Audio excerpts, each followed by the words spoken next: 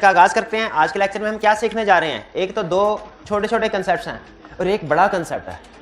छोटे छोटे कंसेप्ट कौन से हैं? अदर कंसेप्ट ऑफ ऑडिट, हमारा चैप्टर 3 का लास्ट एक छोटा सा कंसेप्ट है अदर कंसेप्ट। कल हमने असर्शन टेस्टिंग कर लिया था ना, वो समझ आ गई ना?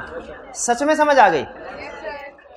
तो आप यानी मुझे अगर मैं आपसे पूछूं कि इनकम स्टेटमेंट का कोई भी एरिया वेरीफाई करने के लिए कौन कौन सी असर्शन को टेस्ट करते हैं, आप बता देंगे? 6 की 6 असर्शन बता देंगे। और अगर मैं आपसे पूछूं बैलेंस शीट का कोई भी एरिया वेरीफाई करने के लिए कौन सी असर्शन टेस्ट करते हैं, आप बता देंगे? 6 की 6 बता देंगे। हाँ, लेकिन आप मिक्स करेंगे। आप क्लासेस ऑफ ट्रांजैक्शन में अकाउंट बैलेंस की लिखेंगे? नहीं, क्लासेस ऑफ ट्रांजैक्शन में आप लिखेंगे एग्जिस्टेंस, और अकाउंट बैलेंस में आप लिखेंगे अक्रंस? नहीं लिखेंगे, पक्की बात है। चलिए, असर्शन वाला कंसेप्ट हमारा क्लियर हो गया। उसके बाद एक छोटा सा कंसेप्ट है, कुछ अदर कंसेप्ट, छोटे मोटे 3 कंसेप्ट हैं, वो डिस्कस करेंगे। फिर एक चैप्टर 2 में आप कहते होते थे सर वो अदर एश्योरेंस सर्विसेज क्या थे, वो नहीं आपने बोला। अदर एश्योरेंस सर्विसेज वो नहीं बता देंगे आज, रिलेटेड सर्विसेज। और उसके बाद हम वो डॉक्यूमेंट पढ़ेंगे, आज वो डॉक्यूमेंट देखेंगे जो हमारे पूरे ऑडिट में सबसे अहम है, ऑडिट रिपोर्ट।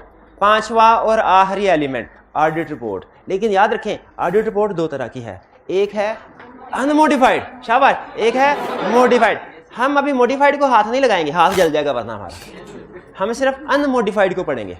अनमोडिफाइड को पढ़ के ना फिर रिपोर्ट वाला चैप्टर साइड में लगा देंगे, फिर उसके बाद दूसरे टॉपिक्स पढ़ेंगे, ठीक है? मोडिफाइड रिपोर्ट को भी हाथ नहीं लगाना, अनमोडिफाइड रिपोर्ट को पढ़ना है। उस मोडिफाइड रिपोर्ट, मोडिफिकेशन में वैसे 80% रिपोर्ट सेम रहती है, 20% चेंज होती है, लेकिन बहरहाल 80% भी अगर हम कवर कर लेना आज के दिन तो बहुत है। 20% मोडिफिकेशन अभी कवर करने की जरूरत नहीं है, वो हम बाद में कुछ 2-2.5 हफ्ते के बाद जब स्टेप बाय स्टेप मैं समझूंगा कि कंसेप्ट बिल्ड होंगे फिर मॉडिफिकेशन की तरफ जाएंगे। क्योंकि एक ही वक्त में सारी चीजें डिफिकल्ट जो है वो करना ना, उसमें थोड़ा सा बर्डन आपके ऊपर बढ़ जाता है। तो हम थोड़ा सा बैलेंस रख के चलेंगे कि एक थोड़ा मुश्किल टॉपिक आ गया, फिर उसके बाद 2-3 आसान, फिर मुश्किल, ताकि अगर एक दिन में आप फर्ज कीजिए आज के दिन में ऑडिट रिपोर्ट आप 3 दफा नहीं पढ़ पाते तो चलो 2 दफा पढ़ लें, 1 दफा कल पढ़ लें, ठीक है? तो ताकि आप जो है उसमें जो अल्फाज इस्तेमाल हो रहे हैं उनके साथ फेमिलियर हो जाए। तो आज का हमारा जो मेन टॉपिक है वो क्या है? Audit report. और कौन सी रिपोर्ट? अनमोडिफाइड। ये जरूर, ये ना आप बाद में कहें सर इस चैप्टर में तो और भी बहुत सी चीजें थी, आपने 2-3 चीजें पढ़ा के भाग गए हैं, तो बाकी हमारे सिलेबस में नहीं है क्या? आपने ये ना पूछिएगा, क्यों नहीं? तो हमारे सिलेबस में है, अभी नहीं करनी, हमने कुछ अरसे के बाद करेंगे, ठीक है? अभी सिर्फ अनमोडिफाइड रिपोर्ट करेंगे, मोडिफाइड रिपोर्ट की चीजें हम कुछ अरसे के बाद करेंगे। तो पहले छोटी छोटी जी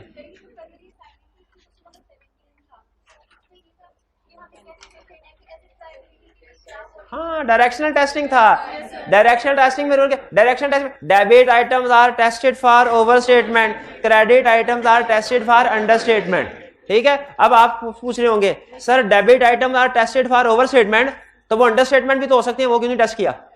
credit items are tested for under state, तो ओवर स्टेटेड भी तो हो सकते हैं, वो क्यों? यही पूछना चाहते हैं ना। एक लफ्ज में इसका जवाब दूं, डबल एंट्री काउंटिंग सिस्टम।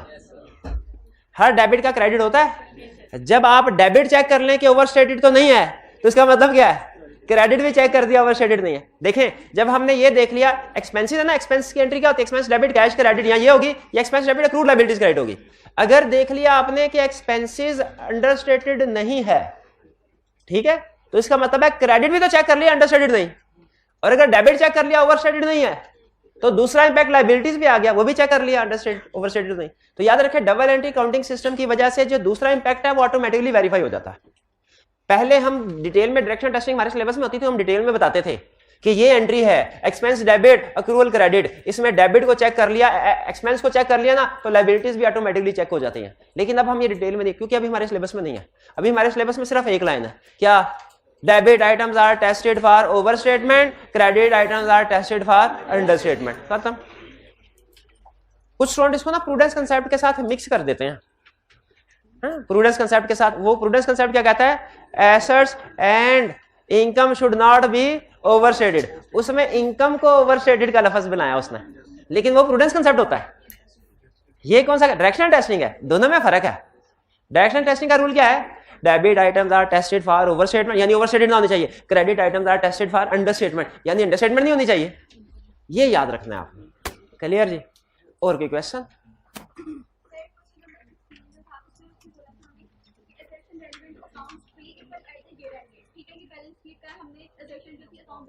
अभी क्वेश्चन कर लेते हैं, अभी क्वेश्चन कर लेते हैं, सारे क्वेश्चन कर लेते हैं, सारे कर लेते हैं, घर से यही करते हैं ना, क्वेश्चन करने होते हैं, कंसेप्ट सीखना होता है, क्वेश्चन करने होते हैं, कंसेप्ट। केस स्टडीज की अभी बारी नहीं आई, जब केस स्टडीज की बारी आएगी ना तो आपकी केस स्टडी की असाइनमेंट मैंने चेक किया करने बता रहा हूं। 15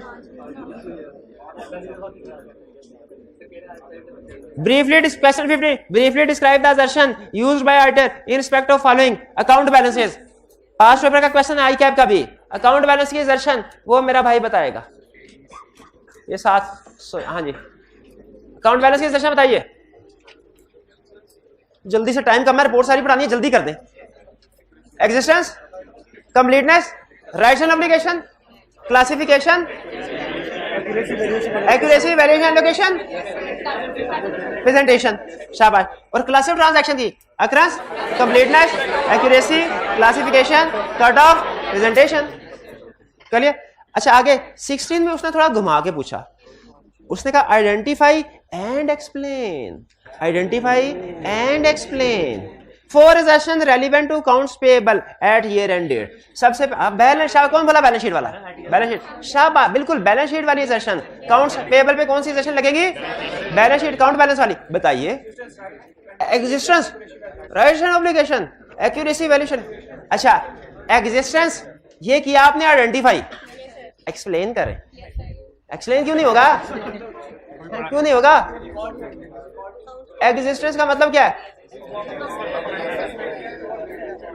एग्जिस्टेंस में हम क्या देखते हैं कि जो एसेट रिकॉर्ड हुआ है वो एक्चुअली एग्जिस्ट कर, तो बोल लेना। चलो इंग्लिश नहीं रटा लगाया, कंसेप्ट तो है ना, वो तो बोल दे भाई। सर मेरा ये क्वेश्चन है कि इसमें उन्होंने बोला अकाउंट पेबल और जो पीछे एग्जामिनर कमेंट लिखा है ना उसमें उसने कहा है कि आइडेंटिफाई कर लिया था, लेकिन एक्सप्लेनेशन जब देनी थी ना तो उसके अंदर समझ गया।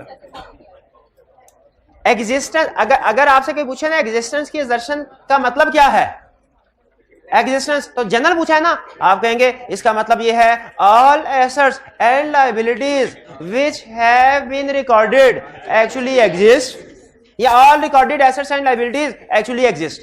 एग्जिस्टेंस का मतलब, और अगर कहे अकाउंट्स पेएबल की एग्जिस्टेंस का मतलब क्या है, फिर आप ये नहीं कहेंगे all assets, all recorded assets and liabilities actually exist, फिर ये नहीं कहेंगे, फिर स्पेसिफिक एग्जांपल दे दी ना, फिर हम भी अपना सेंटेंस स्पेसिफिक बोलेंगे all recorded accounts payable actually exist, फिर ये लिखेंगे, फिर ये लिखेंगे। ठीक है जी।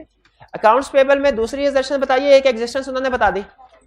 क्लासिफिकेशन, अच्छा मैं आपको जनरल बताता हूं, क्लासिफिकेशन का मतलब होता है कि assets, liabilities and equities have been properly classified in proper accounts. लेकिन अकाउंट्स पेएबल में कैसे एक्सप्लेन करेंगे इसको? All accounts pay, all assets liabilities नहीं, all accounts payable, all creditors have been recorded in proper accounts. भाई समझ आया कैसे एक्सप्लेन करना? बाकी कोई सी चार assertions। अच्छा आप भी एक्सप्लेन करना चाहते हैं, बताइए कौन सी एक्सप्लेन करेंगे? बताएं जल्दी बताएं, टाइम कम है, आज काम ज्यादा जी। लीगल ऑब्लिगेशन, लीगल ऑब्लिगेशन कोई assertion नहीं होती, राइट्स एंड लीगल ऑब्लिगेशन होती है।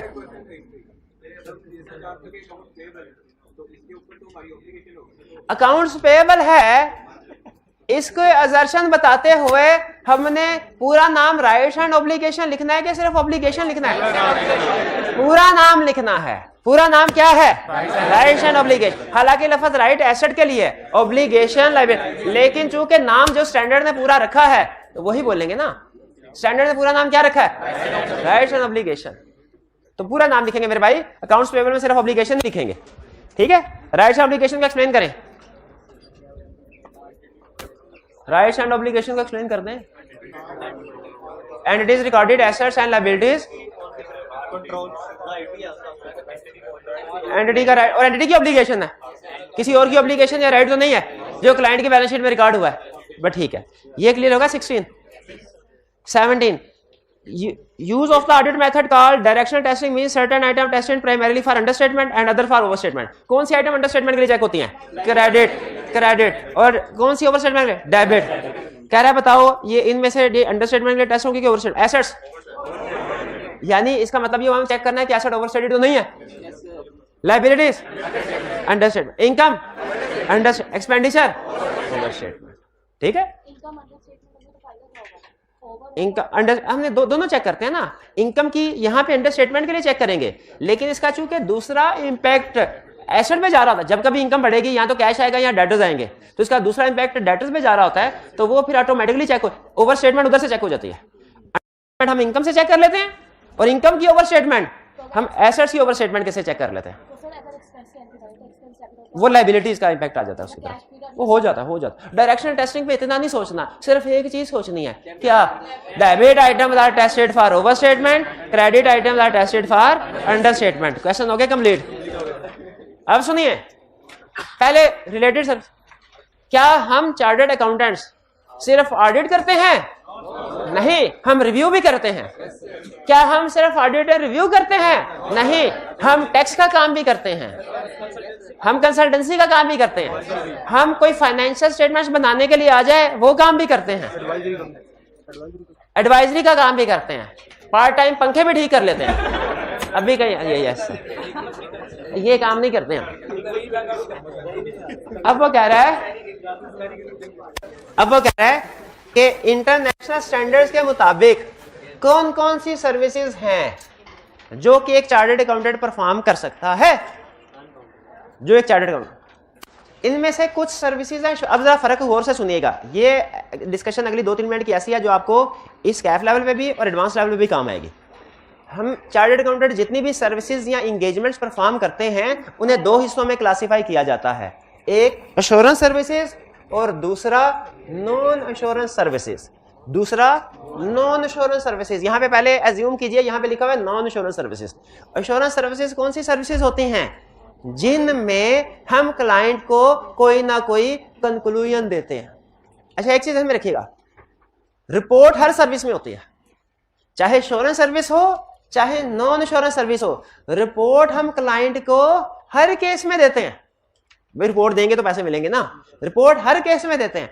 हाँ, एश्योरेंस सर्विस की रिपोर्ट में और नॉन एश्योरेंस सर्विस की रिपोर्ट में फर्क क्या होता है? एश्योरेंस सर्विस की रिपोर्ट में हम कोई ना कोई ओपिनियन या कंक्लूजन दे रहे होते हैं और नॉन एश्योरेंस सर्विसेज में कोई ओपिनियन या कंक्लूजन नहीं दे रहे होते। क्यों नहीं दे रहे होते?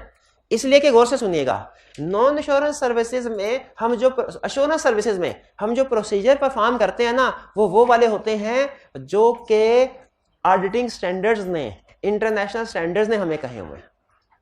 और नॉन एश्योरेंस एंगेजमेंट में हम क्लाइंट की इंस्ट्रक्शंस के मुताबिक काम करते हैं।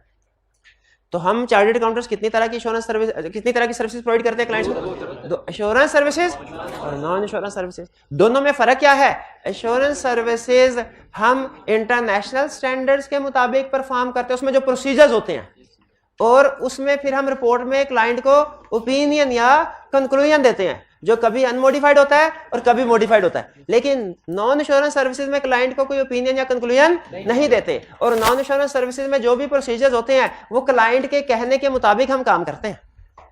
नॉन एश्योरेंस सर्विसेज में हम क्लाइंट के कहने के मुताबिक काम करते हैं, एश्योरेंस सर्विसेज में हम ऑडिटिंग स्टैंडर्ड के कहने के मुताबिक, इंटरनेशनल स्टैंडर्ड्स के कहने के मुताबिक काम करते हैं। ये फर्क समझ आया? तो अगर आप एश्योरेंस सर्विस की रिपोर्ट देखेंगे उसमें आपको कोई ना कोई कंक्लूजन, ओपिनियन नजर आएगा। नॉन एश्योरेंस सर्विसेज की रिपोर्ट में आपको कोई ओपिनियन या कंक्लूजन नजर नहीं आएगा। ये बात समझ आ गई आपको? अच्छा, एश्योरेंस सर्विसेज जो हैं वो 2 बड़ी टाइप्स होती हैं, एक रीजनेबल और एक लिमिटेड एश्योरेंस। रीजनेबल की एग्जांपल क्या है? लिमिटेड एश्योरेंस की एग्जांपल रिव्यू। लेकिन कुछ और भी सर्विसेज हैं एश्योरेंस जिनमें रीजनेबल या लिमिटेड एश्योरेंस प्रोवाइड की जाती है, जैसे cash flow for cost. Cash flow for cost, हाँ जी, वो एक तरह से वो रिव्यू में आ जाती है, ठीक है। और कुछ और भी सर्विसेज है जो इस कैटेगरीज में आएगी। ये हमारे सिलेबस में नहीं है, ये अदर, ये CFAP के सिलेबस में, हमारे सिलेबस में। ये खाना सिर्फ आपको इसलिए बताया कि जब CFAP पे जाए ना तो आपको पता हो ये खाना यहाँ पे कुछ था, इधर कुछ भरना है। बाकी आप सिर्फ ऑडिट एंड रिव्यू के ऊपर है। ऑडिट और रिव्यू के अलावा हम जो भी काम करते हैं वो क्या होता है? ऑडिट, अदर, ठीक है। अच्छा, एश्योरेंस सर्विसेज के अलावा हम जो भी काम करेंगे वो क्या होगा? Non assurance services.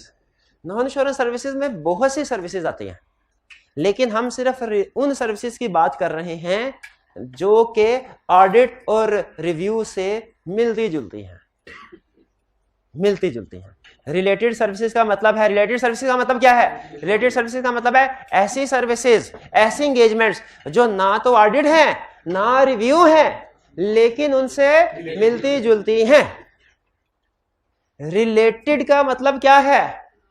जो ना ऑडिट है ना रिव्यू है, लेकिन उनसे मिलती जुलती है। अच्छा, जरा सोच के मुझे जवाब दीजिएगा। क्लाइंट हमारे पास आया और कहने लगा सर ये मेरी फाइनेंशियल स्टेटमेंट है, इसमें मुझे रीजनेबल एश्योरेंस चाहिए। कौन सी एंगेजमेंट है? एश्योरेंस। और कौन सी एश्योरेंस? रीजनेबल यानी ऑडिट। एग्री करते हैं? इसमें हम अपने ऑडिट प्रोसीजर परफॉर्म करेंगे। और ये ऑडिट प्रोसीजर कौन से परफॉर्म करें? क्लाइंट की मर्जी से कि जो आईएसएस में लिखे हुए हैं, आईएसएस में लिखे हुए। अच्छा, दूसरी चीज, क्लाइंट आया और कहने लगा सर आप हमें हमारी फाइनेंशियल स्टेटमेंट प्रिपेयर कर दें। पहले ये बताएं हम ये काम कर सकते हैं कि नहीं?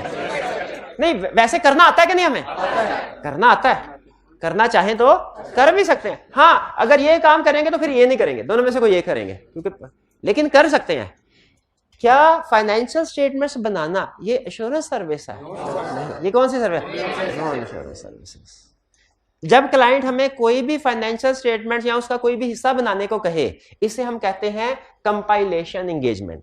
कंपाइलेशन एंगेजमेंट का मतलब है हम क्लाइंट के लिए कुछ इंफॉर्मेशन कंपाइल कर रहे हैं, क्लाइंट के लिए कुछ इंफॉर्मेशन प्रिपेयर कर रहे हैं। जैसे क्लाइंट कहे मुझे कंप्लीट फाइनेंशियल स्टेटमेंट बना दो, ये एश्योरेंस एंगेजमेंट नहीं है, नॉन एश्योरेंस एंगेजमेंट है। और इसको क्या कहते हैं हम? रिलेटेड। और रिलेटेड के अंदर फर्दर इसके कंपाइलेशन एंगेजमेंट। इसे रिलेटेड क्यों कहते हैं? क्योंकि ऑडिट में भी एक ऑडिट में सब्जेक्ट मैटर है ना। हाँ, फाइनेंशियल स्टेटमेंट्स का और ऑडिट प्रोसीजर का तो इंटीग्रेटेड है ना, एक दूसरे के साथ जुड़े हुए हैं, साथ है, इसीलिए इसे रिलेटेड सर्विसेज कहते हैं। अच्छा, आप जरा सोच के जवाब दीजिए।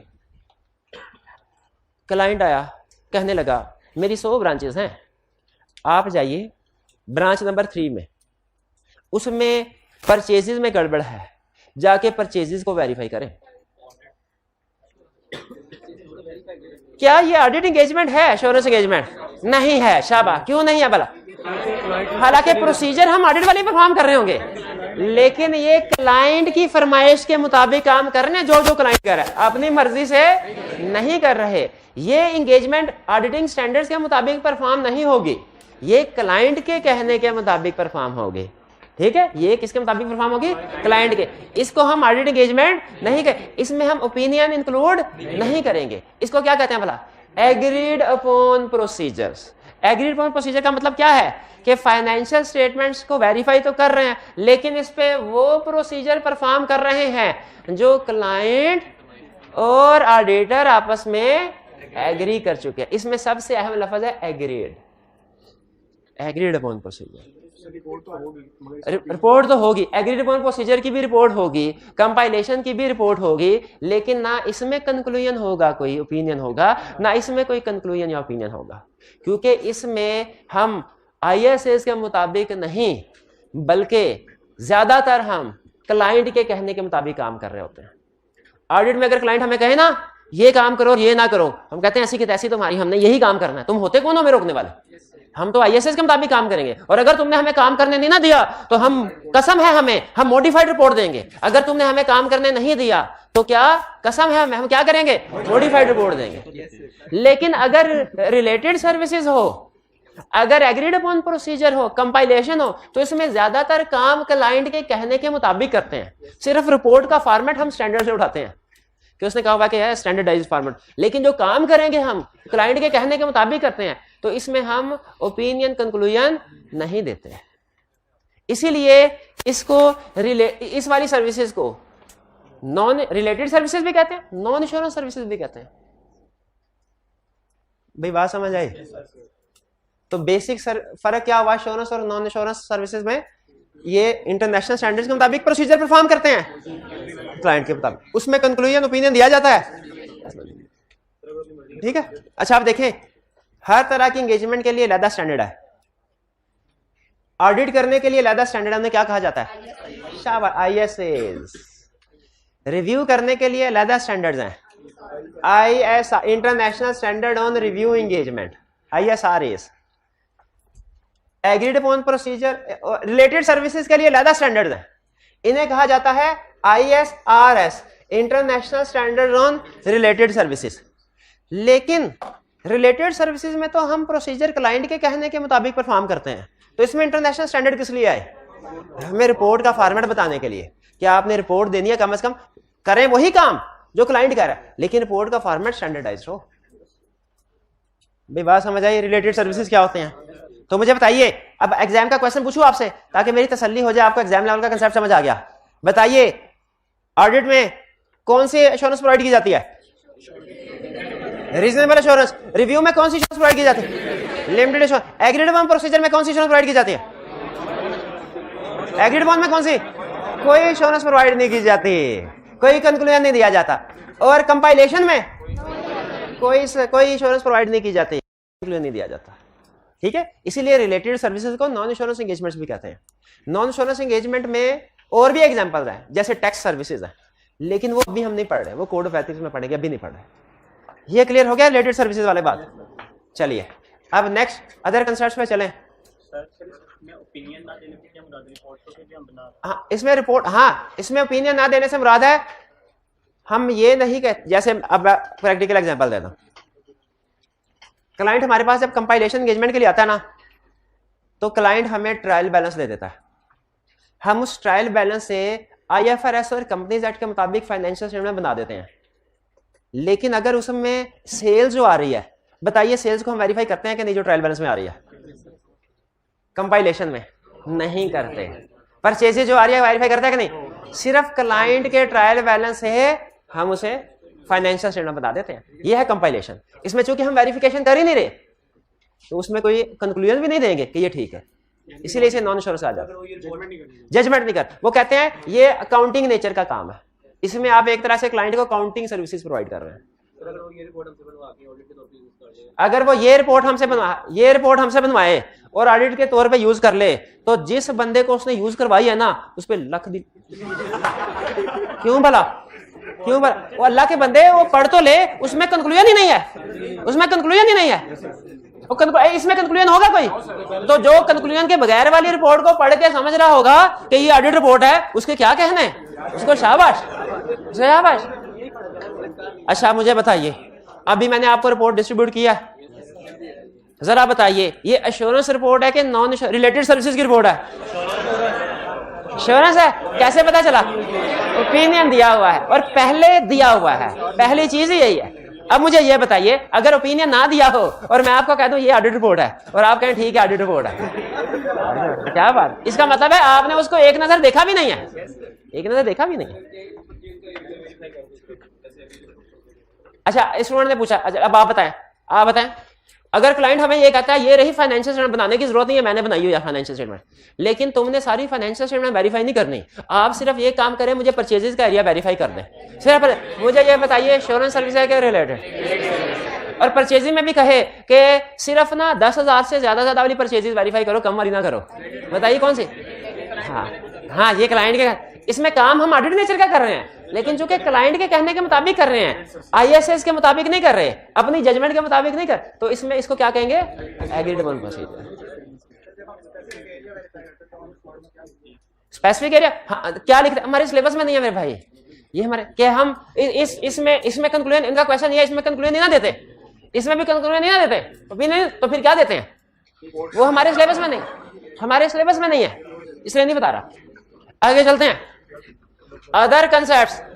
अगर कभी डाउट्स हो रिलायबिलिटी ऑफ एविडेंस पे, अगर कभी डाउट्स हो, कोई भी एविडेंस आपके सामने आया, आपको उसके ऊपर डाउट है, तो क्या करना चाहिए? एक बंदे ने कुछ और कहा, दूसरे बंदे ने कुछ और कहा, डाउट्स क्रिएट हो जाएगा क्या नहीं? क्या करेंगे? फर्दर प्रोसीजर परफॉर्म करके रिजॉल्व करेंगे। यही कह रहा है, यही इसमें कह रहा है। किसी भी आपको किसी भी एविडेंस की लायबिलिटी पे डाउट हो जाए ना, तो आपने ये नहीं कहना ये मेरा शक है, छोड़ो उसको, शक नहीं करना चाहिए, ये नहीं कहना, बल्कि क्या करना है? फर्दर प्रोसीजर परफॉर्म करके शक दूर करना है, शक दूर करना। If information produced by entity is used by auditor, general rule है ये भी, ये तीनों जनरल रूल है असल में। क्या कभी ऐसा होता है कि क्लाइंट की बनाई हुई इंफॉर्मेशन को ऑडिटर यूज करे? क्या कभी ऐसा हो सकता है? जी ऑनलाइन वाले भाई बताए, क्या कभी ऐसा हो सकता है कि क्लाइंट की बनाई हुई इंफॉर्मेशन को ऑडिटर यूज करे? यस, हो सकता है। जैसे number of unit sold analytical procedure में काम आ सकते हैं ना, वो क्लाइंट हमें देता है। जैसे नंबर ऑफ एम्प्लॉयज, वो हमें क्लाइंट देता है। तो हमें ये चाहिए कि जैसे ही क्लाइंट इंफॉर्मेशन दे, आंखें बंद करके उसको यूज कर लें अपने प्रोसीजर, कि उसको चेक कर लें कि वो एक्यूरेट और कंप्लीट है कि नहीं है। चेक करना चाहिए। एम्प्लॉयज दिए, चेक कर लेना चाहिए कि कम ज्यादा तो नहीं है, बिल्कुल कर लेना चाहिए। जब कभी क्लाइंट की इंफॉर्मेशन यूज करेंगे, हम अपने ऑडिट प्रोसीजर परफॉर्म करने में क्लाइंट की इंफॉर्मेशन यूज करते हैं, लेकिन इंफॉर्मेशन यूज करने से पहले उसकी एक्यूरेसी और कंप्लीटनेस चेक कर लें। एक्यूरेसी और कंप्लीटनेस उसके चेक कर लें। मुझे याद आ गया, इंसान धोखे खा खा के सीखता है।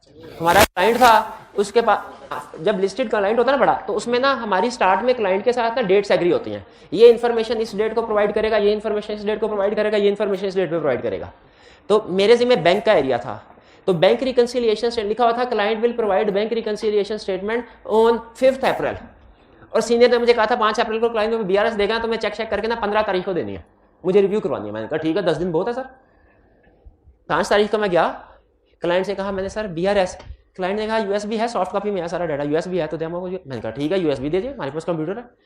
उसने USB में कॉपी किया, मैं लेकर आ गया, और क्लाइंट ने कहा ठहर जा सर, पहले मुझे रिसीविंग दे दीजिए, क्योंकि ऑफिशियली कमिटेड थी ना इन्फॉर्मेशन कि आपने मुझसे BRS वसूल कर ली है। मैंने कहा ये कौन सा मसला है, लाओ BRS वसूल तो कर लिया है। BRS साइन कर दिए। अपने रूम में आके जब BRS को ओपन देखा, तो 3-4 बैंक अकाउंट्स थे, कोई भी टैली नहीं थी। एक दो टैली थी, जो 2-3 मेन थी ना, वो BRS टैली ही नहीं थी। मेरे 12 बज गए, मैं भागा क्लाइंट के पास गया। मैंने कहा सर आपकी BRS टैली ही नहीं है। उसने कहा सर देखें, जो हमारी कमिटमेंट उसमें ये लिखा हुआ है, हम आपको BRS प्रोवाइड करेंगे। BRS टैली होगी कि नहीं ये नहीं लिखा हुआ। अब आप जो BRS टैली करवाना चाहते हैं तो दोबारा से रेक्विजिशन दे। बाद में उसने BRS टैली कर दी, लेकिन असल में उससे टैली नहीं हो रही थी ना, तो उसने अपनी डेडलाइन मीट करनी थी, तो उसने अपनी डेडलाइन मीट मेरे साथ उसने ये गेम खेल ली। इससे मैंने फिर ये सबक सीखा क्या, कि जब कभी क्लाइंट से इंफॉर्मेशन लेनी है ना, तो रिसीविंग से पहले उसकी एक्यूरेसी और कंप्लीटनेस चेक कर लेनी है। ये ना उसने 5 बैंक की BRS देनी हो, हमें 4 की दे दे और साइन 5 के करवा ले। ये सिखा रहा है स्टैंडर्ड कि इंफॉर्मेशन प्रोड्यूस, अगर कभी कोई भी इंफॉर्मेशन जो ऑडिटर यूज करने एंटिटी से लेता है, तो यूज करने से पहले उसकी एक्यूरेसी और कंप्लीटनेस चेक कर ले। बल्कि ये हर जगह पे आप अपनी डेली लाइफ में भी इस रूल को अप्लाई कर सकते हैं। फिर if work of expert is used by auditor, क्या ऐसा कभी हो सकता है कि ऑडिट में किसी एक्सपर्ट की जरूरत पड़े? क्यों, क्या हम खुद किसी एक्सपर्ट से कम है? हाँ, लॉयर की जरूरत पड़े। हम तो एक्सपर्ट है अकाउंटिंग के, हम तो एक्सपर्ट है ऑडिट के, हम लीगल केसेस के एक्सपर्ट नहीं है, हम नॉर्मली टैक्स मैटर्स के एक्सपर्ट नहीं होते, हम नॉर्मली प्रॉपर्टी वैल्यूएशन के एक्सपर्ट नहीं होते। तो अगर कभी ऑडिट में इस तरह के एक्सपर्ट्स की जरूरत पड़े, तो हमने इन एक्सपर्ट्स को एंगेज करना है या इनके वर्क को यूज करना है, तो क्या करना चाहिए? जो भी वो साइन करके दे दें, आंखें बंद करके एडजस्टमेंट डाल लें, ये रिवैल्यूड अमाउंट है, ऐसे होना चाहिए? ऐसे नहीं होना चाहिए। फिर क्या होना चाहिए? हमें चेक करना चाहिए क्या चेक, एक्सपर्ट कैसा है, हमें चेक करना चाहिए उसका काम कैसा है। हमें क्या क्या चेक करना चाहिए? एक्सपर्ट कैसा है, हमें क्या करना चाहिए? जब कभी एक्सपर्ट को यूज करना है ना, हमने एक्सपर्ट को एंगेज करना है अपने ऑडिट में, आपने हमेशा 2 चीजें देखनी है। क्या? ऊंची दुकान, मीठा पकवान, ये दोनों चीजें देखनी है। कि ऊंची दुकान, फीका नहीं मीठा, हमने ये चेक करना है, पकवान मीठा दुकान। ऊंची दुकान से क्या मुराद है? जो एक्सपर्ट है वो अच्छा हो, वो कॉम्पिटेंट हो, कैपेबल हो, ऑब्जेक्टिव हो। और मीठा पकवान, इससे क्या मुराद है? उसका काम भी ठीक हो, उसका काम रेलिवेंट हो, एडिक्वेट हो हमारे पर्पस के लिए। लेकिन मीठा पकवान देखने के लिए ना चखना, और आपको पता होना चाहिए कि रसगुल्ला जो है ये मीठा होता है कि नमकीन होता है, हैं? नमक बारे मीठे होते हैं कि नमकीन होते हैं, दोनों में फर्क होना चाहिए ना। ये कैसे? कभी पहले कुछ थोड़ा सा अंडरस्टैंडिंग ऑब्टेन की होगी फिर बता। तो 3 काम करने हैं जब कभी एक्सपर्ट को एंगेज करेंगे अपने ऑडिट में। 3, आपने क्लाइंट के पास जाके कहा, ओह ये पिछले साल तो 200 मिलियन की प्रॉपर्टी थी, इस साल 500 मिलियन की आ गई, ड्यूरिंग द ईयर तुम लोगों ने कोई प्रॉपर्टी खरीदी भी नहीं, ये 200 से 500 कैसे हुआ? कहेगा सर रिवैल्यूएशन करवाई है। आप पूछेंगे रीवैल्यूएशन करवाई, क्या सबूत है कि रीवैल्यूएशन करवाई है? क्योंकि सर ये रीवैल्यूअर की रिपोर्ट, जो वैल्यूअर की रिपोर्ट है आप देख के एज इट इज एडजस्टमेंट पास कर देंगे। तीन काम करने हैं। पहले आप पूछेंगे एक्सपर्ट कौन है, किधर रहता है, मार्केट में रेपुटेशन क्या है, कंपिटेंट है कि नहीं, इंडिपेंडेंट है कि नहीं, एक्सपर्ट को वैल्यूएट किया नंबर 1। फिर दूसरा, उसके वर्क को चेक किया, ठीक किया कि नहीं किया। पहला काम क्या किया, एक्सपर्ट को चेक किया, और दूसरा काम क्या किया। ये कैसे हो सकता है? आप तो काउंटिंग और ऑडिट के एक्सपर्ट है, आप उसके काम को कैसे चेक कर सकते हैं? उसके काम की बेसिक अंडरस्टैंडिंग लेके। तो ये दरमियान में एक तीसरा काम भी करना होता है हमने, क्या, उसके वर्क की अंडरस्टैंडिंग ऑब्टेन करनी है कि वैल्यूअर कैसे काम करते हैं। थोड़ी बहुत अंडरस्टैंडिंग ऑब्टेन करनी है, ज्यादा नहीं, पीएचडी नहीं करनी उसके काम में, थोड़ी बहुत अंडरस्टैंडिंग ऑब्टेन करनी है। ठीक है, ये बहुत अहम है 3 स्टेप्स, और इसमें बल्कि ज्यादा अहम एग्जाम पॉइंट ऑफ व्यू से 2 स्टेप्स हैं। क्या कि जब कभी एक्सपर्ट आ जाए ना, जब कभी एक्सपर्ट आ जाए, आपने 2 चीजें लाजमी चेक करनी है। कौन कौन सी? पहले एक्सपर्ट को चेक करना है, फिर उसके काम को चेक करना है। हाँ, उसके काम को चेक करने के लिए आपको तीसरा काम भी करना पड़ेगा, अंडरस्टैंडिंग ऑब्टेन करनी पड़ेगी उसके काम की। भाई क्लियर हुई है बात? ये है तीनों कंसेप्ट्स। एक्सपर्ट तो मैनेजमेंट के लिए काम करता है, हम अपना भी कर सकते हैं। हमारे पास 2 ऑप्शन होती हैं, वो अपना लेके आए, हम अपना लेके आए, या अगर वो बाजार से उठा, अगर तो वो से लेके आए हैं, हमने भी बाजार से, तो अगर उन्होंने ठीक सिलेक्शन किया है, हम चेकिंग कर लें तो वो काम भी चल सकता है। तो यानी एक्सपर्ट मैनेजमेंट का भी हो सकता है, ऑडिटर का भी। अब मैं ज्यादा जानबूझ के इसकी डिटेल में नहीं जाना चाहता, कंसेप्ट कम्प्लेक्स हो जाएगा, वो हमारा एक्सपर्ट का एक चैप्टर आएगा, उसमें स्टडी करेंगे। अभी फिलहाल एक चीज, दुनिया में जब कभी किसी भी क्वेश्चन में जब कभी एक्सपर्ट आ जाए, आपके से में 2 पॉइंट आ जाए। हमने एक्सपर्ट को वैल्यूएट करना है, उसकी कॉम्पिटेंस, कैपेबिलिटी, ऑब्जेक्टिविटी को, हमने एडिक्वेसी ऑफ वर्क को वैल्यूएट करना है। हमने एक्सपर्ट को वैल्यूएट करना है, हमने एडिक्वेसी ऑफ वर्क को वैल्यूएट करना है, हमने एक्सपर्ट को वैल्यूएट करना है, हमने एडिक्वेसी ऑफ वर्क को वैल्यूएट। क्लियर? अभी चलते हैं किस चीज की तरफ? उस चीज की तरफ जो हमारे ऑडिट में सबसे अहम है। अच्छा, आपको पता है, आप ऑडिट में तो नहीं ऐसे करते, लेकिन अकाउंटिंग का पेपर जब आप प्रिपेयर कर रहे होते हैं, आप उसकी बहुत ज्यादा असाइनमेंट्स करते हैं, घर जाके बहुत ज्यादा क्वेश्चंस करते हैं, हजारों सफ़े भर जाते हैं, हजारों सफ़े भर देते हैं। एक वो हजारों सफ़े हैं जो आपने पूरे 6 महीने में प्रैक्टिस की, और एक वो 1 सफ़ा है जो आई कैप आपको भेजता है।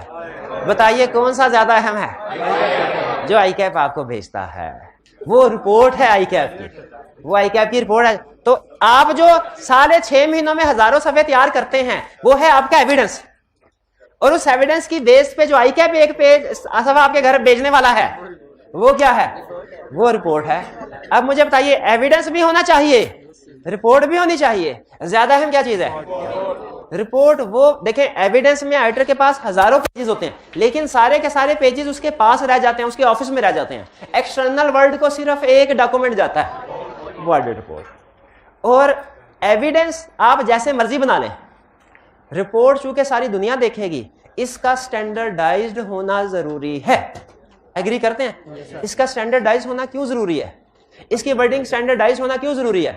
ताकि पाकिस्तान में, बल्कि पूरी दुनिया में जितने भी यूजर्स हैं, अगर ऑडिट रिपोर्ट एक जैसी होगी ना, तो वो पढ़ के कंफ्यूजन का शिकार नहीं होंगे, वो समझ सकेंगे कौन सी चीज किधर आती है। जैसे स्टैंडर्डाइजेशन की वजह से रूल ही है कि ओपिनियन सबसे पहले आना चाहिए। अब पूरी दुनिया में ये रूल है, आप दुनिया के जिस मर्जी हिस्से में चले जाए, ऑडिट रिपोर्ट पढ़ें, आपके लिए सबसे अहम क्या चीज है? ओपिनियन। आप कहां पे जाएंगे? आप ऑडिट रिपोर्ट के सबसे पहले सबसे टॉप पे देख लेंगे, ओपिनियन उधर होगा। स्टैंडर्डाइजेशन का ये फायदा होता है कि यूजर स्टैंडर्डाइज्ड वर्डिंग यूज होती है, यूजर मिसअंडरस्टैंडिंग का शिकार नहीं होते। वरना अगर हर ऑडिटर अपनी मर्जी की, अपने डिफरेंट अल्फाज की, अपनी वोकैबुलरी के मुताबिक रिपोर्ट बना रहा होता, तो आपके लिए यह डिटरमिन करना मुश्किल हो जाता कि अनमोडिफाइड कौन सी है, मॉडिफाइड कौन सी है, क्योंकि हर रिपोर्ट दूसरे से मुख्तलिफ होती। इसलिए स्टैंडर्ड ने कहा कि यह सिंगल मोस्ट इंपॉर्टेंट डॉक्यूमेंट है जो पूरी दुनिया को जाएगा, इसीलिए इसका स्टैंडर्डाइज होना जरूरी है। ठीक है, अब मैं आपके सामने एक रिपोर्ट शेयर करने लगा हूं, प्रैक्टिकल फॉर्मेट है।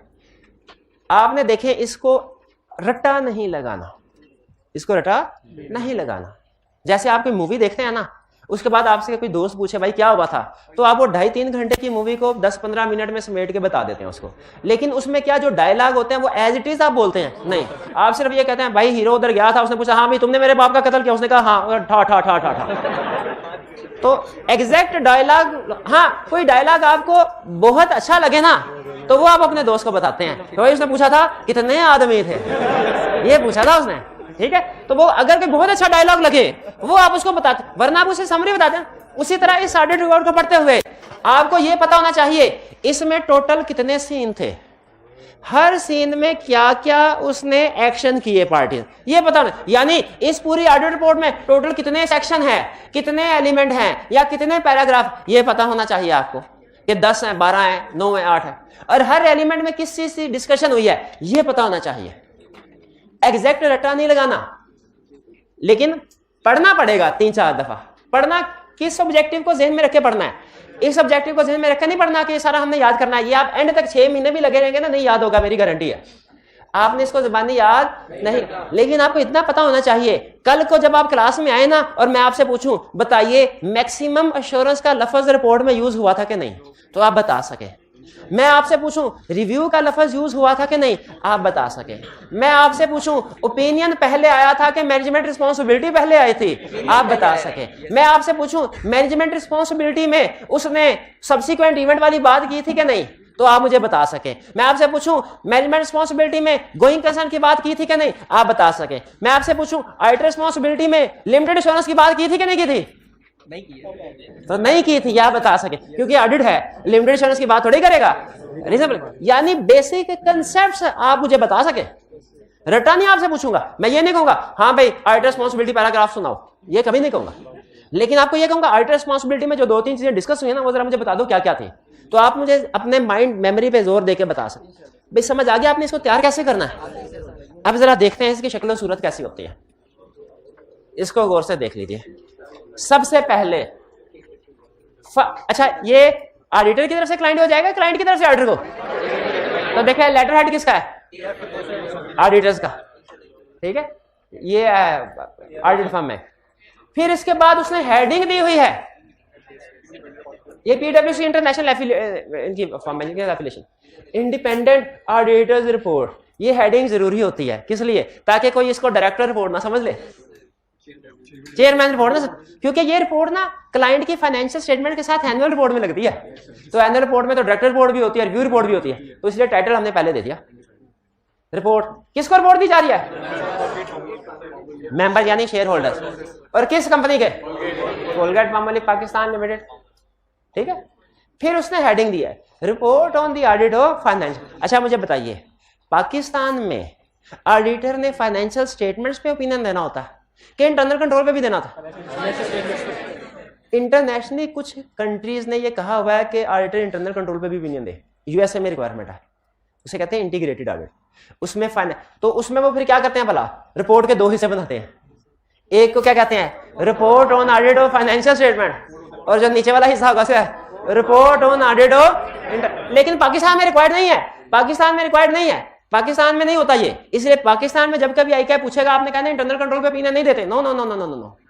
लेकिन अगर ये हेडिंग क्यों दी उसने, हालांकि ऊपर इंडिपेंडेंट ऑडिटर्स रिपोर्ट लिख दी थी, फिर रिपोर्ट ऑन ऑडिट फाइनेंशियल में हेडिंग क्यों दी, इसलिए कि सम टाइम फाइनेंशियल स्टेटमेंट्स के अलावा किसी और चीज के ऊपर भी ओपिनियन देना पड़ सकता है। अगर फाइनेंशियल स्टेटमेंट्स के अलावा किसी और मैटर्स के ऊपर जो लॉ ने रिक्वायर किए हैं ओपिनियन देना हो, तो फिर रिपोर्ट के 2 हिस्से हो जाएंगे ना। एक हिस्सा कौन सा होगा, report on audit of financial statement, और दूसरा हिस्सा कौन सा होगा, report on other regulatory requirement. और आपको एक मजे की बात बताऊं, पाकिस्तान में एससीसीपी ने, आईएसएस ने नहीं कहा, एससीसीपी ने ऑडिटर्स को कहा है कि आपने जब फाइनेंशियल स्टेटमेंट्स पे रिपोर्ट देनी है ना, तो उसमें फाइनेंशियल स्टेटमेंट के साथ साथ ये हमारे 4 मैटर्स हैं, इन पे भी रिपोर्ट दीजिए। ये असल में ना ये 4 काम असल में एससीसीपी की जिम्मेदारी थी, उसने चेक करने थे कंपनीज के, लेकिन एससीसीपी कहने लगा मैं हर कंपनी के पास क्यों जाऊं, तुम जा तो रहे हो ऑडिटर को कहा, तो मेरे भी यहाँ पे तुम चेक कर देना। पैसे कोई नहीं देते, पैसे कोई नहीं देते। Report on audit of financial, भाई ये क्लियर हो गया, तो ये मेन एरिया। अब देखिए इसके बाद क्या है, ओपिनियन। इसके बाद क्या है, सेक्शन कौन सा आया, ओपिनियन। इसमें ओपिनियन, इसमें क्या लिखा होगा आपके ख्याल में, इसमें डायरेक्ट लिखा होगा कि फाइनेंशियल में ठीक है कि उनमें कोई गड़बड़ है, ये तो लिखा होगा। पहले तुमहीद बांधी जाएगी, ये किसने बांधी है तुमहीद, शाबाश, किसने, शाबाश। तमहीद का मतलब क्या है? पहले बताया जाएगा हमने क्या किया, हमने ऑडिट किया, हमने किसका ऑडिट किया, इस कंपनी का ऑडिट किया, हमने किस साल का ऑडिट किया, इस साल का ऑडिट किया, हमने किस किस चीज का ऑडिट किया, हमने बैलेंस शीट, इनकम स्टेटमेंट वगैरह इन चीजों का ऑडिट किया। यह है तमहीद। पहले बताया जाएगा ना क्या किया, किस कंपनी का किया, कब किया, किन किन चीजों पे किया, ये सारी चीजें बताई जाएंगी। क्यों किया नहीं, कैसे किया, हाँ ये एविडेंस की बेस पे। अच्छा, और फिर उसके बाद अगर आप नोट करें तो ओपिनियन ये सेकंड वाले पैराग्राफ में आ रहा है। In our opinion and to the best of our information and इसमें देखिए, इसमें ना फॉर्मल लैंग्वेज बहुत ज्यादा इस्तेमाल हुई है। फॉर्मल लैंग्वेज बहुत ज्यादा, आपने फॉर्मेलिटीज की तरफ नहीं जाना, आपने पिक करना है भाई कहानी क्या बता रहा है। जैसे ये देखें, in our opinion and to the best of our information and according to explanation given to us the statement of financial position, statement of profit loss and comprehensive income, statement of changing equity, statement of cash flow together with notes, forming part thereof with forming part confirm with counting and reporting standard as applicable in Pakistan. I give the information required by Companies Act in the manner so required and respectively give a true and fair view of ABC companies का इस साल का। ये चीज है, सारी formality है। आपके लिए सिर्फ इतना समझना जरूरी है क्या कि वो बता रहा है कि फाइनेंशियल स्टेटमेंट्स गिव। जरा इस पैराग्राफ को पढ़ के मुझे बताइए, इसमें अनमोडिफाइड ओपिनियन है कि मोडिफाइड?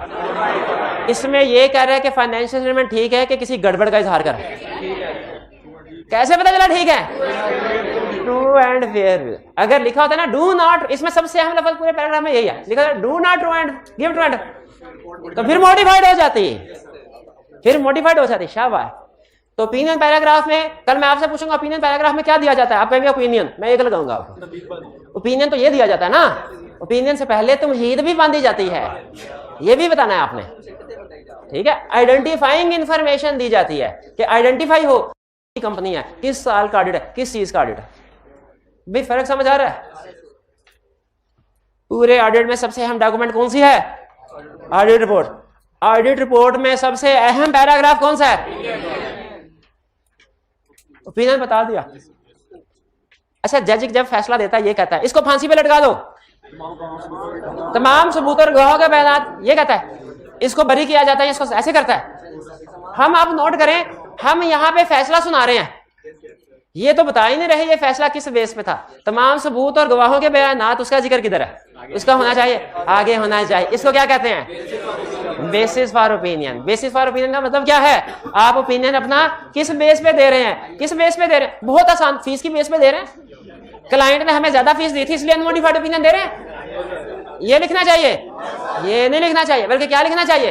भाई हमने ऑडिट किया है, हमने आईएसएस के मुताबिक ऑडिट किया है, हम खप गए, मर गए आईएसए की रिक्वायरमेंट पूरी करते करते, हम मर गए कोड ऑफ एथिक्स की रिक्वायरमेंट पूरी करते करते, मर गए हम सफिशिएंट एप्रोप्रिएट ऑडिट एविडेंस इकट्ठा करते करते। उसकी बेस पे ओपिनियन दिया है, उसकी बेस पे ओपिनियन, किसकी बेस पे ओपिनियन दिया है? आईएसएस की बेस पे, कोड ऑफ एथिक्स की बेस पे sufficient appropriate audit evidence obtain किया है।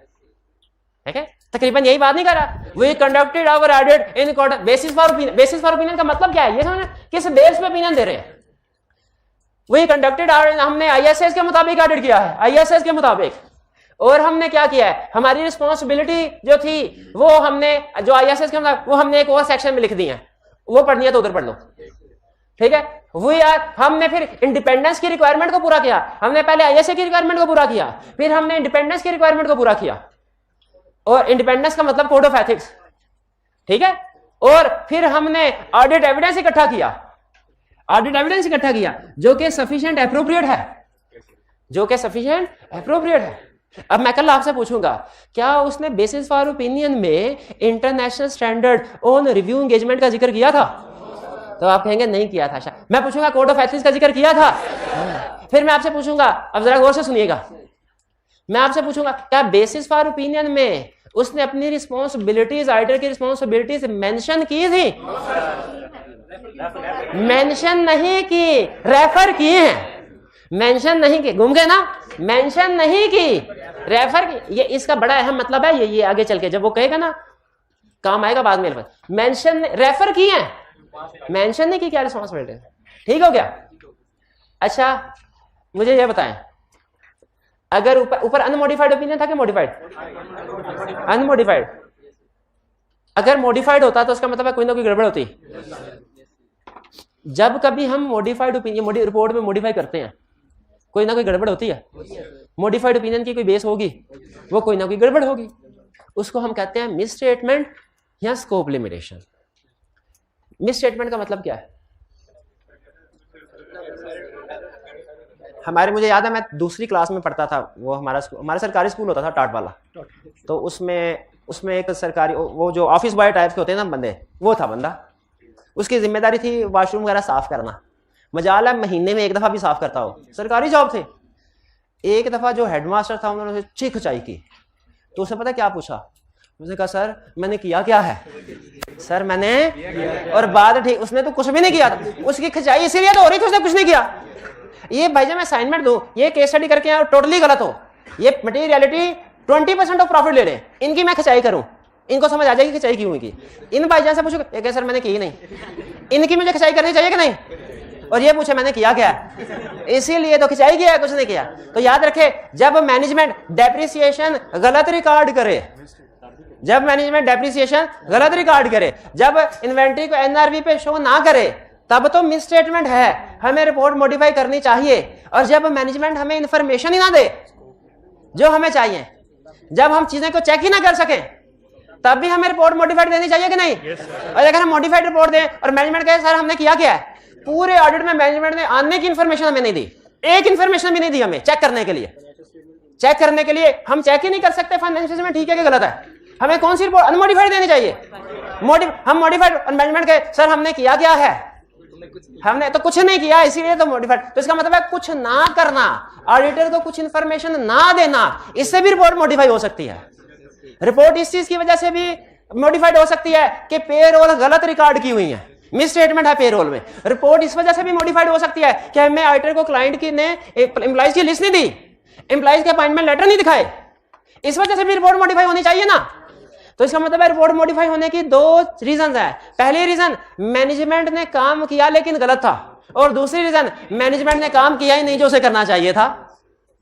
पहली रीजन को कहते हैं मिस स्टेटमेंट और दूसरी रीजन को क्या कहते हैं? Scope limited. पहली रीजन को क्या कहते हैं? Miss statement. दूसरी रीजन को क्या कहते हैं? इसका मतलब है अगर मिस स्टेटमेंट हो हमें रिपोर्ट मॉडिफाई करनी चाहिए, ओपिनियन मॉडिफाई करना चाहिए, स्कोप लिमिटेशन हो फिर भी मॉडिफाइड करना चाहिए। मुझे एक बात बताइए, अगर ओपिनियन मिस स्टेटमेंट या स्कोप लिमिटेशन की वजह से ऊपर मॉडिफाइड है, हमें रीजन ऑफ डिटेल बतानी चाहिए उसकी, वो कहां बताएंगे भला?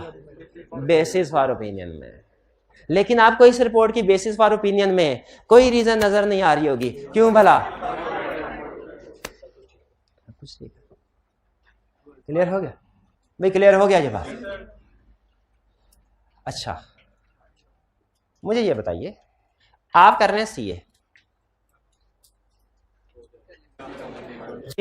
अच्छा मुझे ये बताइए, आप कर रहे हैं सीए और आपका कजन कर रहा है बीए, और उसका भी रिजल्ट आया, आपका भी रिजल्ट आया, वो भी पास और आप भी पास, और आपके घर वाले कहे दोनों ही एक बराबर मेहनती हैं, आपको आग लगेगी कि नहीं?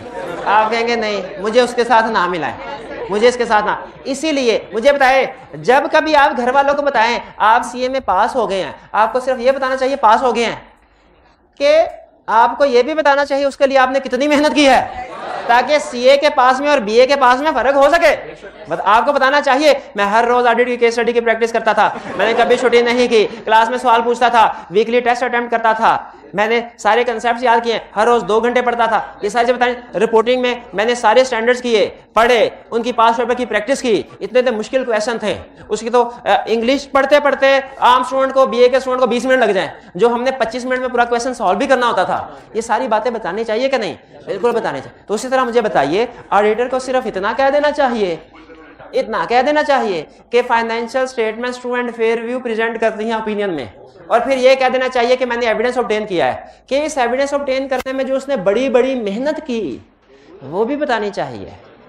लेकिन याद कीजिएगा, अगर आप डे 1 से घर वालों को बताना शुरू हो गए ना, पहले दिन मैंने ये किया था, दूसरे दिन मैंने ये किया था, तीसरे दिन ये किया था, तो आप कितने दिन, 180 दिन होते हैं 6 महीना में, 180 तक पहुंचते पहुंचते 2 दिन निकल जाएंगे ऐसे ही। आपके घर वाले कहेंगे जाओ भाई हमारा टाइम ज़ाया ना करो। तो आपको क्या करना चाहिए? आपको जो अहम आपने प्रोसीजर वो लिखना चाहिए। तो फिर मुझे बताइए, आपने ओपिनियन दे दिया, बेसिस ऑफ ओपिनियन में बता दिया, एविडेंस लिया मैंने, उसके बाद जिक्र करना चाहिए कि नहीं कि ऑडिट के दौरान में बड़े बड़े मसले मसाइल क्या हुए। आप घर वालों को बताएं, मैं ज्यादा नहीं बताऊंगा, मैं सिर्फ इतना बताऊंगा, जिस दिन ईद थी ना मैं उस दिन भी बैठ के पढ़ रहा था, इसी से भाई ये बताना चाहिए क्या नहीं, ये बताना चाहिए ना। हाँ, जब रात को सारे सो रहे होते थे, मैं 2-2, 3-3 बजे तक उठ के पढ़ता था। आप कहते हो मेरी किस्मत अच्छी थी इसलिए पास हो गया, ये मैं रातों को जाग के पढ़ता होता था इसलिए पास। ये बड़ी बड़ी बातें बतानी चाहिए। उसी तरह ऑडिटर को भी चाहिए अपने सारे प्रोसीजर ना बताए रिपोर्ट में, अपने यूजर बोर हो जाएंगे, सारे प्रोसीजर ना बताए, लेकिन जो बड़े बड़े मसले मसाइल आए हैं उसका जिक्र कर दे। उनको क्या कहते हैं? की ऑडिट मैटर्स। बड़े बड़े मसले मसाइल को क्या कहते हैं? की ऑडिट मैटर्स। अब नीचे उसने की ऑडिट मैटर अगले सफे पे बताए होंगे। पहला की ऑडिट मैटर ये था, याद करने की जरूरत नहीं, सिर्फ रीड कर लीजिएगा। वो कहता है ये मसला था, हमने उसके लिए ये प्रोसीजर परफॉर्म किए। हमारे सिलेबस में एक नया टॉपिक आ गया था, उसके पास पेपर के क्वेश्चन ही नहीं थे, मैंने नेट पे जाके सर्च किया, वीडियोस देखी, दूसरी एग्जामिनेशन बॉडीज के क्वेश्चन देखे, वो सॉल्व किया। हमारे टीचर ने रूटीन टेस्ट की बात नहीं कर रहा, टर्म टेस्ट रखा जिसमें पिछले करंट टॉपिक नहीं पिछले टॉपिक्स भी इंक्लूडेड थे। 2 दिन तक मैं रात को सिर्फ 4 घंटे सोता रहा और 3 घंटे सोता रहा। सिर्फ बड़ी बड़ी चीजें, बड़े बड़े मसले जो आए ऑडिट में और आपने उनको कैसे सॉल्व किया, ये लिखा जाएगा। लिखा जाना चाहिए कि नहीं लिखा जाना चाहिए? वरना यूजर समझेगा एक रिपोर्ट दे देता है ऑडिट, प्रैक्टिस में ऐसे होता है, यूजर कहते हैं भाई रिपोर्ट साइन करके दे देते हैं और आप करते क्या है? यूजर क्या कहता है? रिपोर्ट साइन करके दे देते हैं और आप करते क्या है? तो उनको बताना चाहिए कि नहीं करते हैं कि नहीं करते हैं। जैसे आप समझ होते हैं, सर आपने आके 1.5 घंटा पढ़ाना होता है बस, उसके बाद सारा दिन तो आप फारिग ही होते हैं, तो करते क्या? कोई और काम शाम नहीं करते आप? हालांकि उनको पता नहीं है कि एक टीचर को 1.5 घंटे का लेक्चर तैयार करने के लिए, खासतौर पे जो नए टीचर होते हैं ना, उनको 1.5 घंटे का लेक्चर 4-4, 5-5 घंटे पढ़ना पड़ता है। तो टीचर को भी कभी अपनी मशहूरी के लिए, थोड़ा अपनी मशहूरी के लिए या वैसे यूजर को अवेयर करने बताना चाहिए कि भाई जो टॉपिक मैंने ये मेहनत की है। ऑडिटर भी यही बता रहा है कि भाई ये मसले आए थे और मैंने उनको इस तरह से हल किया। ऊपर क्या की ऑडिट में सीरियल नंबर, यानी कितना बड़ा इशू, पहला बड़ा इशू, दूसरा बड़ा इशू, तीसरा बड़ा इशू, फिर की ऑडिट मैटर्स। और इधर क्या लिखा हुआ है कि हमने इसका कैसे हल निकाला, ये हमने मेहनतें की हैं, ये मसले थे, ये हमारी मेहनतें। की ऑडिट मैटर, फिर information other than financial statement audit report दे रहा। याद आ गया, एनुअल रिपोर्ट में क्या क्या चीजें होती हैं? फाइनेंशियल स्टेटमेंट्स भी होती है, डायरेक्टर्स रिपोर्ट भी होती है ना। अदर इंफॉर्मेशन किसको कहते हैं? याद है किसको कहते हैं? Directors report, review report. Directors report में गड़बड़ हो, ऑडिटर रिस्पांसिबल नहीं है ना, क्योंकि ऑडिटर तो फाइनेंशियल स्टेटमेंट को चेक करता है। लेकिन मुझे खुद बताइए, अगर अदर इंफॉर्मेशन में कोई गड़बड़ है, हमारी जिम्मेदारी नहीं है लेकिन हमें पता चल गया, हमें बता देना चाहिए कि नहीं? बारिश हुई, वो रात को चरसी गटर का ढक्कन उठा के ले गया था, हमारी जिम्मेदारी तो नहीं है ढक्कन वहां पे रखे, लेकिन बारिश हुई, खतरा है लोग गिर ना जाएं, तो हमें लोगों को बता, उधर बोर्ड लगा देना चाहिए, उधर कोई कुर्सी रख देते हैं ताकि आने जाने को पता चल जाए क्या भाई गटर। तो हमारी जिम्मेदारी अदर इंफॉर्मेशन को वेरीफाई करना हमारी जिम्मेदारी नहीं, लेकिन किसी वजह से हमें पता चल जाए कि चरसी मैनेजमेंट थी, चरसी डायरेक्टर थे, उन्होंने directors report, chairman review report में कोई गड़बड़ की है, बोंगी मारी है, बता देना चाहिए कि नहीं बता देना चाहिए? बता देना चाहिए। लेकिन उसे ओपिनियन सेक्शन में नहीं बताएंगे। क्यों भला? क्योंकि वो हमारी बेसिक रिस्पॉन्सिबिलिटी है ही नहीं, उसे अदर इंफॉर्मेशन सेक्शन में बता लेंगे। इस सेक्शन को कहते हैं information other than financial statements and auditors report, यानी फाइनेंशियल स्टेटमेंट्स के अलावा जो भी मैनेजमेंट इंफॉर्मेशन प्रिपेयर करती है उसमें गड़बड़ नजर आए, हमारी जिम्मेदारी नहीं है, लेकिन अगर पता चले, अच्छा ऑडिटर होने के नाते यूजर को बता देना चाहिए। बता देना नहीं, इंटरनल कंट्रोल के बारे में इसमें नहीं बताएंगे, क्योंकि नहीं, हम इसमें वो चीजें बताते हैं जो एनुअल रिपोर्ट के अंदर है। एनुअल रिपोर्ट, अदर इंफॉर्मेशन की डेफिनेशन क्या थी भला?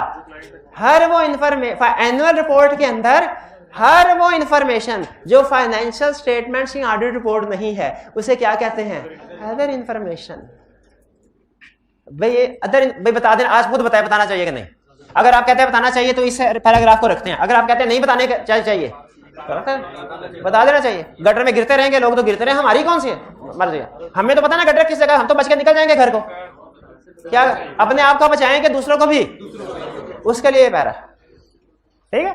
लेकिन ये हमारे सिलेबस में ऑफिशियली नहीं है, सिर्फ आपने रीडिंग कर लेनी है, ठीक है। रीडिंग एक दो क्वेश्चन है क्वेश्चन बैंक है, क्वेश्चन बैंक में हमारे सिलेबस में नहीं है, लेकिन क्वेश्चन बैंक में क्वेश्चन है, तो बताइए वो टॉपिक करवाना चाहिए कि नहीं? To be on safe side करा देना चाहिए ना।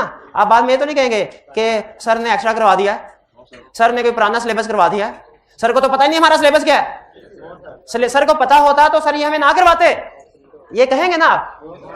कहेंगे, इसीलिए बता रहा हूं क्यों करवा रहा हूं, हमारे सिलेबस में नहीं है। क्यों? आई कैप के क्वेश्चन बैंक में 2 क्वेश्चन है अदर इंफॉर्मेशन के।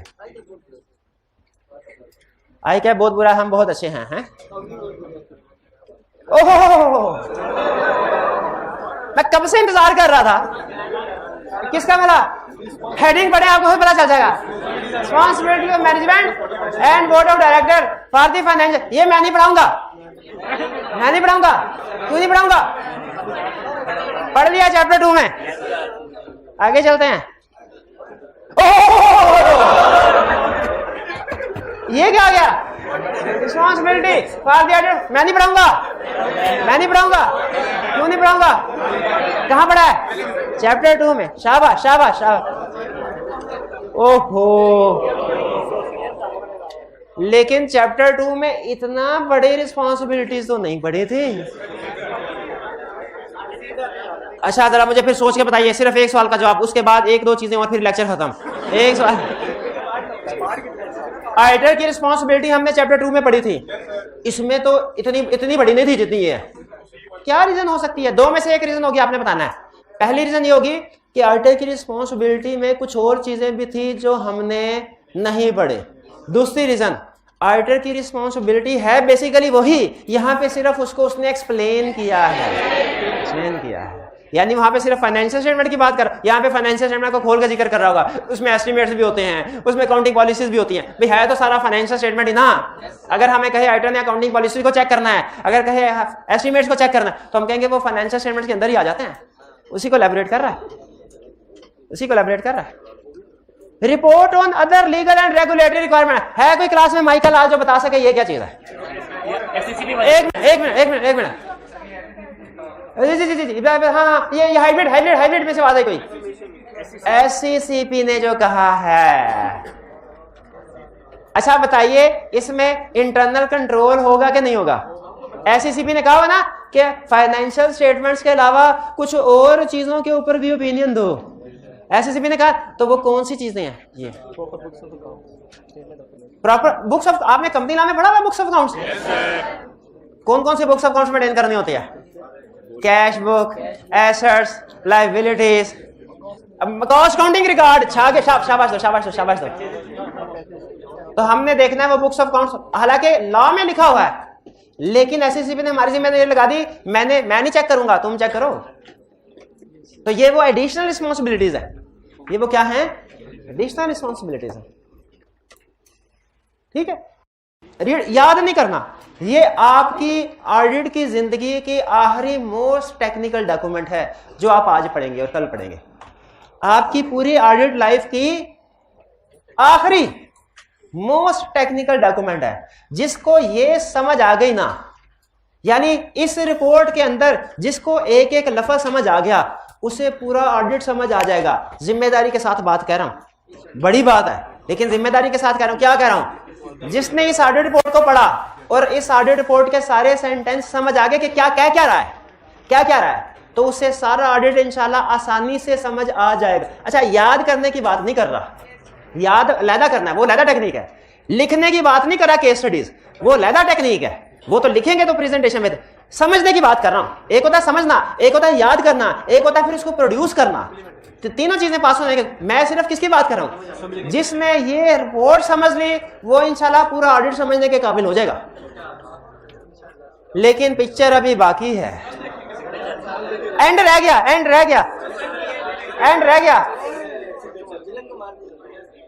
एंगेजमेंट, विलन को मार, हाँ विलन का नाम, हीरो का नाम क्या है? ये खुर्शीद हसन। ये क्या है? साइन। साइन नहीं, ये अच्छा गौर से सुने, अब ये साइन खुर्शीद हसन ने किए हैं, लेकिन खुर्शीद हसन के नहीं है। नहीं समझ आई ना बात? खुर्शीद हसन ने किए, फम के क्यों? फम के क्यों?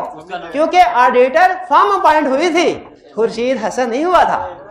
ऑडिटर तो फम अपॉइंट हुए थे, तो ऑडिटर को साइन करना चाहिए ना। तो ऑडिटर कौन है? फर्म। और खुर्शीद हसन को कहते हैं एंगेजमेंट पार्टनर, ऑडिटर कहते हैं फर्म को, और जो ऑडिट करता है एंगेजमेंट पार्टनर। कराची यानी इसने खुर्शीद हसन ने साइन कब किए? 27 जुलाई। और वह खुर्शीद हसन 27 जुलाई को कहां बैठा हुआ था? कराची में। टीम के बंदों का नाम नहीं आएगा, इसलिए कि टीम के बंदे जो भी गलती करें, अल्टीमेट रिस्पॉन्सिबल एक्सटर्नल वर्ल्ड को ये खुर्शीद हसन भी नहीं, अल्टीमेट फर्म होती है। और कुछ केसेस में एंगेजमेंट पार्टनर भी होता है। भाई समझ आई? समझ आ गई? ये भाई जो कह रहे हैं समझ आ गई। अब मुझे बताइए, आंखें बंद करें, आंखें बंद, सारे आंखें बंद करें और मुझे बताएं, अब सारे बताएं, अपने इस रिपोर्ट की कितनी हेडिंग्स थी, उनके नाम बताएं। Opinion, basis opinion, key audit matter, other information, management responsibility, auditor responsibility, other regulatory requirements, sign, signature, लटम पटम। बस ठीक है, ठीक भाई समझ आ गया। आज घर जाके आपने क्या करना है? एक दफा इफ्तारी से पहले, एक दफा इफ्तारी के बाद, फिर एक दफा सहरी से पहले, एक दफा सहरी के बाद, 4 दफा ये रिपोर्ट पढ़नी है। ये रिपोर्ट पढ़नी है। आपको नहीं पता, दवाई देने वाले को पता है इसका असर कितना है, मरीज को नहीं पता, दवाई देने वाले को पता है। 4 दफा पढ़ेंगे, शपथ लेते हैं। जय मोगेम्बो। आज का लेक्चर में खत्म करते हैं। अल्लाह हाफ़िज़।